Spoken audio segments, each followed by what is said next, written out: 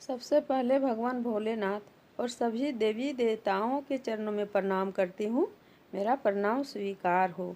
और जितना भी गुरु भाई और गुरु बहन मेरा वीडियो को देख रहे हो या सुन रहे हो, उन लोगों को भी चरणों में प्रणाम करती हूँ। मेरा प्रणाम स्वीकार हो। दोस्तों, एक शिव चर्चा कथा सुनाने जा रही हूँ। गंगा या जमुना की कथा बहुत सुंदर है दोस्तों, शुरू से अंत तक जरूर सुनिएगा और अच्छा लगेगा लाइक और ज़्यादा से ज़्यादा शेयर कर दीजिएगा दोस्तों, और मेरा चैनल को भी सब्सक्राइब कर दीजिएगा। एक दिन की बात है, यमुना अपना दीदी गंगा से बोली कि दीदी चलिए घूमने चलते हैं। तब गंगा बोलती है बहन से कि ठीक है घूमने चलेंगे, पर तुम इधर उधर बहुत चुलबुली करती रहती है और किसी को चीज़ छूती है। किसी को चीज़ नहीं छूना है तुम, तब हम चलेंगे। यमुना कहती है ठीक है दीदी, और दोनों मिल के गई घूमने गई।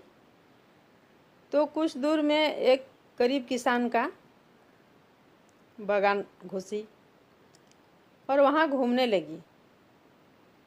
तो वो किसान के बागान में बहुत सारा आम फला हुआ था। यमुना कहा कि वो जो दीदी गंगा बोली थी वो भूल चुकी थी। यमुना आम तोड़ ली और खाने लगी। तब गंगा कहती है यमुना, हम बोले थे ना तुमको कि अगर चलेंगे तो किसी की चीज़ नहीं छूना है, तो फिर क्यों तू आम तोड़ के खा ली। तब यमुना कहती है हम तो खा लिए दीदी, अब हम क्या करें। तो ठीक है तुम खा ली है ना, तो तुमको कुछ दिन तक वो किसान के यहाँ रहना पड़ेगा, क्योंकि वो किसान कर्जा लेके ही अपना वो बागान किए थे। बंटवारा में किसी से लिए थे और वहीं पर वो अपना खेती कर रहे थे। आज तुम खा ली, वो बेचारा को कितना दुख लगेगा। कुछ दिन तक तुमको वो किसान के घर में रहना पड़ेगा, और 12 साल के बाद तुमको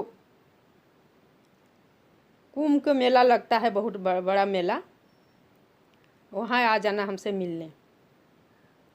तो यमुना कहा कि एक औरत के रूप ली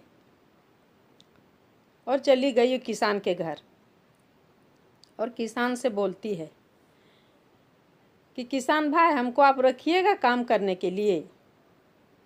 तो किसान कहता है कि हम लोग आपको काम कैसे करने के लिए, हम लोग को घर में तो उतना कुछ है नहीं जो हम किसी को काम करवाएंगे और हम कुछ दे पाएंगे उनको। तो यमुना कहती है नहीं नहीं किसान भाई, हम कुछ नहीं लेंगे, बस हमको आपको घर रह के और काम करेंगे।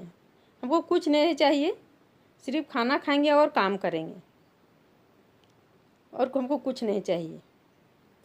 तब किसान अपने पत्नी से बोलते हैं कि क्या करें, हम लोग घर में इतना सारा काम है, रख लेते हैं। बोलती नहीं कुछ लेंगे और सिर्फ काम करेंगे और खाएंगे, तो रख लेते हैं। तो दोनों मिल के, किसान और किसानी थी, दोनों मिल के सलाह की यार, बोला ठीक है तो रहने दीजिए।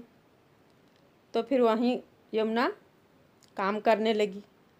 बहुत दिन काम की वहाँ वो किसान के घर में।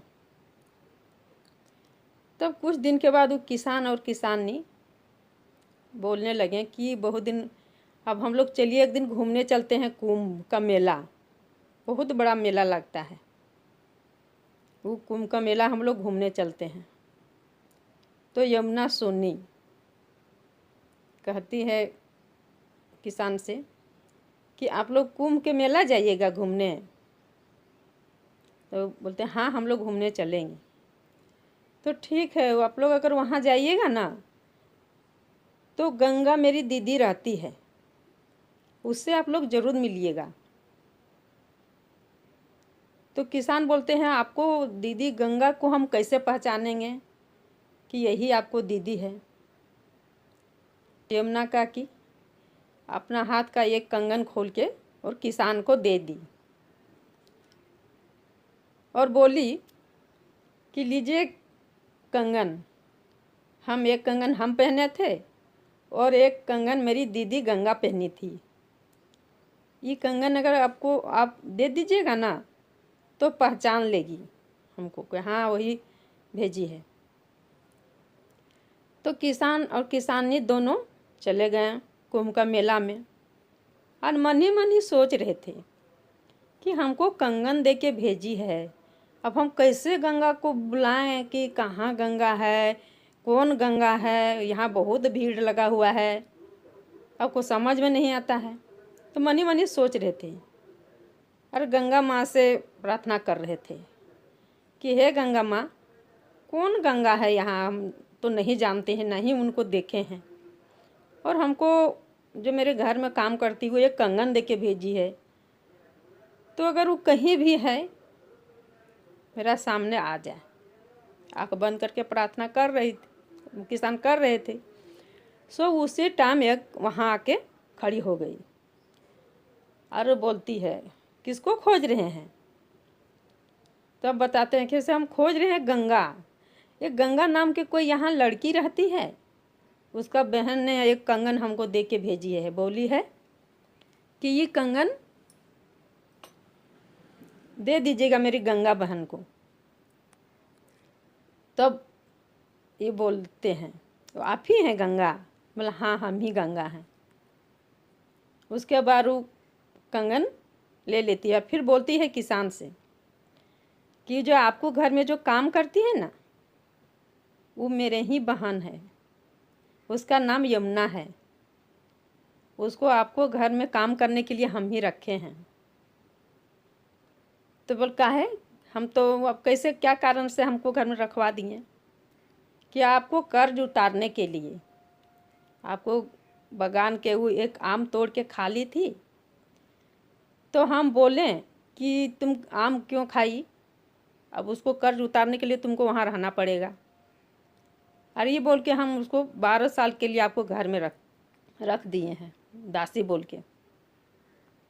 तो किसान और किसानी सुन के इन लोग को बहुत अफसोस लगने लगा कि माँ गंगा अपना बहन यमुना को रख दी है मेरे घर दासी काम करने के लिए, ये तो बहुत बड़ा गलती हम लोग कर रहे थे। अब बहुत अफसोस में किसान और किसानी पड़ गए। हम लोग सोच रहे थे कि हम लोग इतना बुरा भला बोल दिए काम के लिए, बहुत बार डांट भी दिए, बहुत कुछ बोल दिए, तो हम लोग तो बहुत बड़ा पाप किए।